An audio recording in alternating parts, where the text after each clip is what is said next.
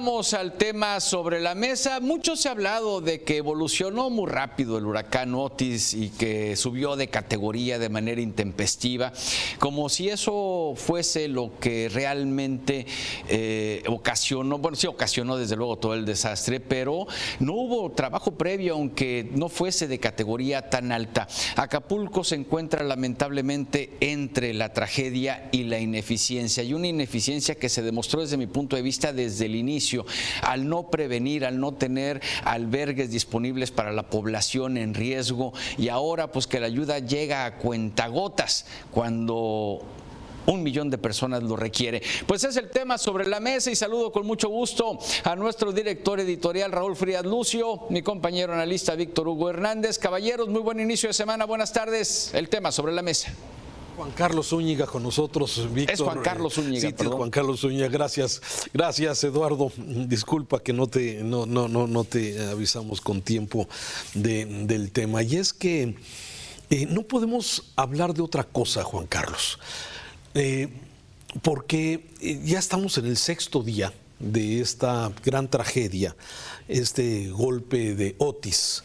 Y sí, se sigue cuestionando, ¿no?, sobre si se avisó a tiempo, si hubo tiempo de avisar, si el tuit del presidente antes de las 9 de la noche fue suficiente para poder de alguna forma avisar y advertir a las personas de esto.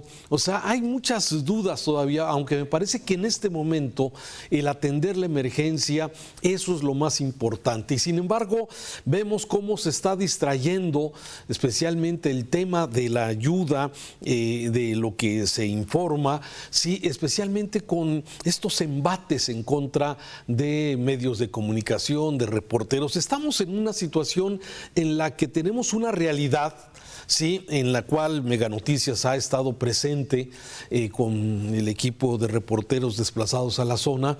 Y por otro lado tenemos el discurso, sí, que habla de optimismo, ¿no?, del mismo sábado cuando decían que estaba ya controlada muchas de las cosas, cuando en la realidad la evidencia nos dice otra cosa. Entonces, me parece que el tema de la emergencia, Juan Carlos, debe ser y debe seguir siendo la prioridad en este momento, el rescatar, el poder ayudar, el instalar los comedores famosos, en fin. Y yo creo que ya vendrán los tiempos para poder de alguna forma hacer el análisis de este tema, pero sí desde mi particular punto de vista, Juan Carlos, el tema de la incapacidad, el tema de la incompetencia, el tema de la insensibilidad han estado aflorando especialmente en diferentes momentos que hemos observado de esta tragedia del huracán Otis allá en Acapulco. ¿Cuál es tu visión sobre esto, Juan Carlos?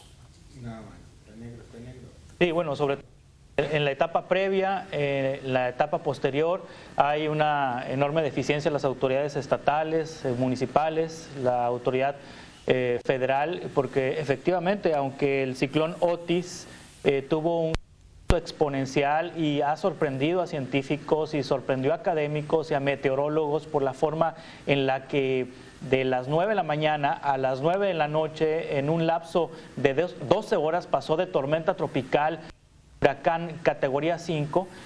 Si bien fue un crecimiento exponencial, ni siquiera en ese lapso de 12 horas hubo información oportuna para alertar a la población, a pesar de que sí había datos relativamente pues no temprano, pero sí ya entrada la tarde ya había datos de que pudiera esto ser muy peligroso.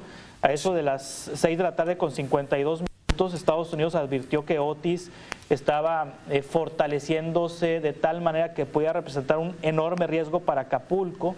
Inminente a las 8 de la noche el presidente López Obrador efectivamente tuiteó a las 8 de la noche de que pegaría el huracán entre 4 y 5 de la mañana, lo que, si es que alguien lo leyó, hizo que se relajaran las cosas.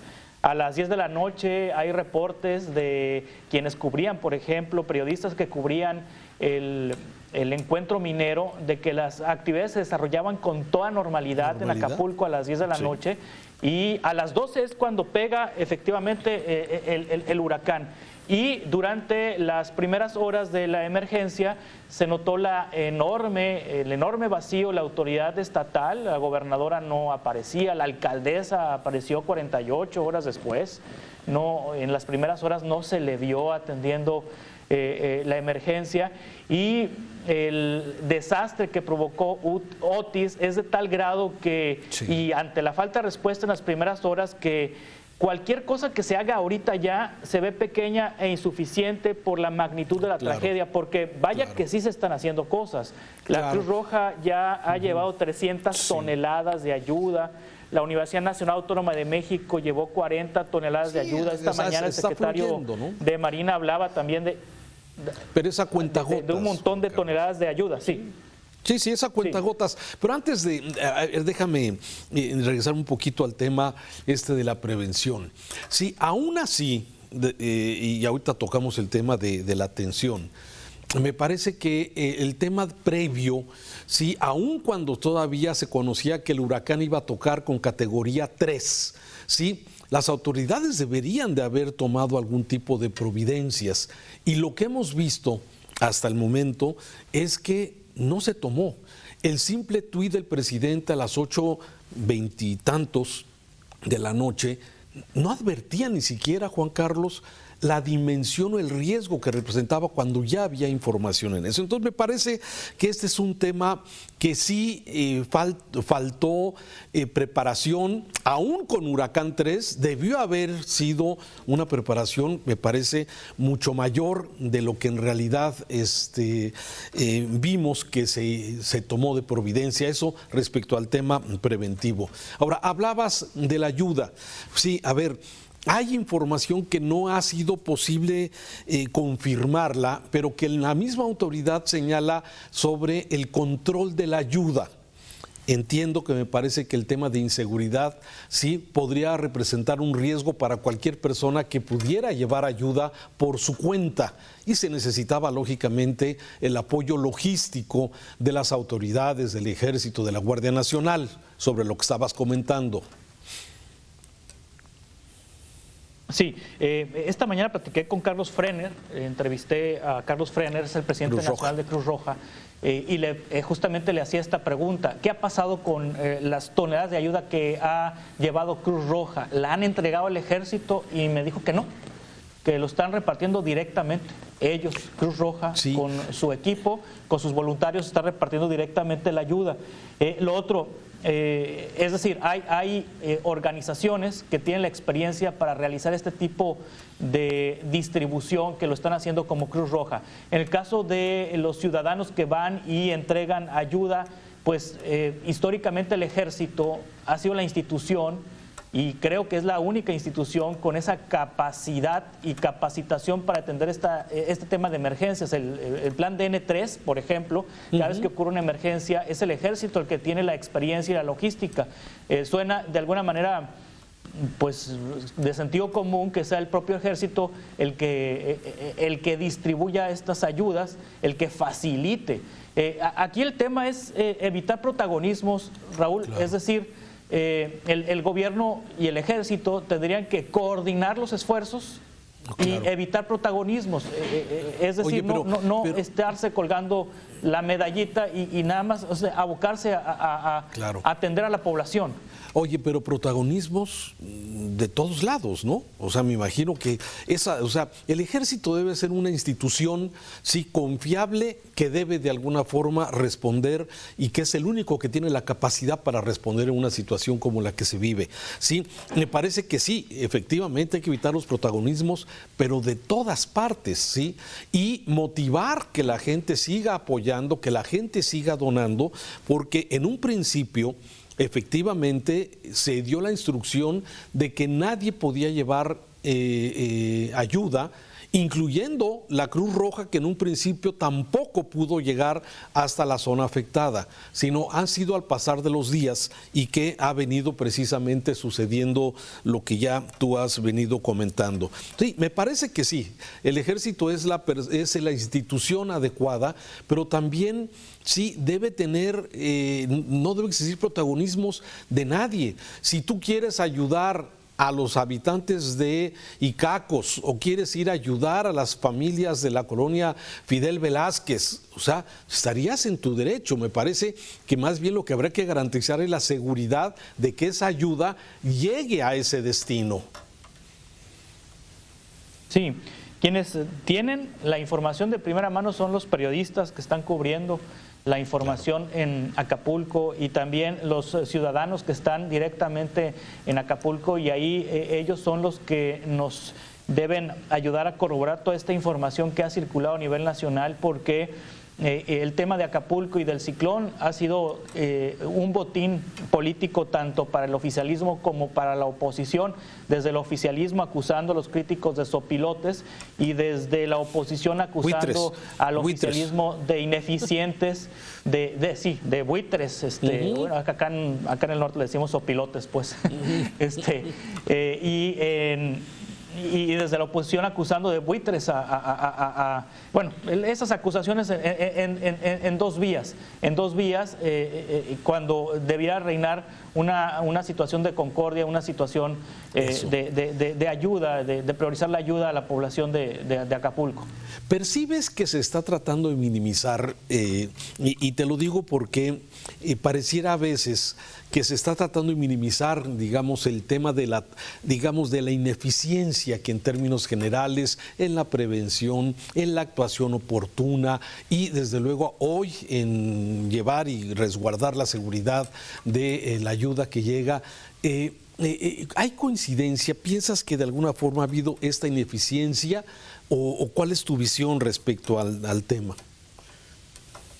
Es inevitable que se diga lo que está pasando. Yo lo hubiera creído en los 80s y no pasó cuando el temblor de 1985, que hubo un intento del gobierno mexicano por minimizar y por esconder la información, y aún así sin redes sociales, con medios de comunicación absolutamente controlados en los años 80, la verdad afloró y la sociedad civil se impuso. Claro. Ahora a estas alturas, en 2023, me parece que es imposible esconder algo. La misma sociedad a través de las redes sociales da a conocer lo que está ocurriendo, y sería pues un intento de parte del gobierno fallido el tratar de ocultar o el tratar de minimizar la situación. Creo que la realidad se impone y en ese sentido me parece que sería ocioso minimizar la situación. Pero es evidente, Juan Carlos, que muchas veces hay una diferencia importante entre el discurso oficial, ¿sí?, y lo que en la realidad nuestros reporteros allá en Acapulco, ¿sí?, nos reportaban, ¿sí?, de que todo estaba controlado cuando estaban los asaltos y estaban el pillaje y estaban arrancando los cajeros automáticos, personas con camionetas y perfectamente equipados cuando aprovechan todo este descontrol. O sea, me parece que a veces el discurso pues choca fuertemente con la realidad, como quedó en evidencia. Sí, bueno, Acapulco es una zona donde el crimen organizado ha estado operando durante muchos años y donde hay un problema de inseguridad muy fuerte, y que ahora ante esta tragedia pues los integrantes del crimen organizado, quienes se dedican a la venta de droga y que son tiradores, pues se quedaron sin chamba. Entonces o se quedaron también afectados, y va a haber este tipo de situaciones. Es una situación que no se puede tampoco ocultar, y si el gobierno lo hace, pues siempre es así como una respuesta a bote pronto la autoridad de negar una situación que está plenamente consignada y plenamente publicada por parte de los medios de comunicación. Todo lo que pasó durante las primeras horas, que hubo una enorme ausencia de la autoridad para poner orden. Pareciera que ya la situación está poco a poco controlándose, pero insisto, el tamaño de la tragedia es tan enorme, grande, que cualquier acción se va a ver pequeña. Enorme, enorme, sí. El reto por delante es importantísimo, la recuperación. Yo escucho mucho optimismo de que en 60 días estará operando Acapulco. Tengo mis dudas, pero bueno, será seguramente con la experiencia que ha habido en otros huracanes como el de Los Cabos. Sí, pues van a tardar por lo menos de 6 meses a 1 año en poder recuperar algunas de las actividades turísticas. En fin, una crisis que todavía no la hemos dimensionado en totalidad en lo que se refiere a la afectación de empleos, personas que se quedan sin trabajo, que tendrán desde luego también la posibilidad quizás de emplearse de otra cosa, pero en una situación complicada. Juan Carlos, vamos a seguir informándolo aquí en Mega Noticias como siempre. Gracias por tu análisis y nos vemos un poco más tarde.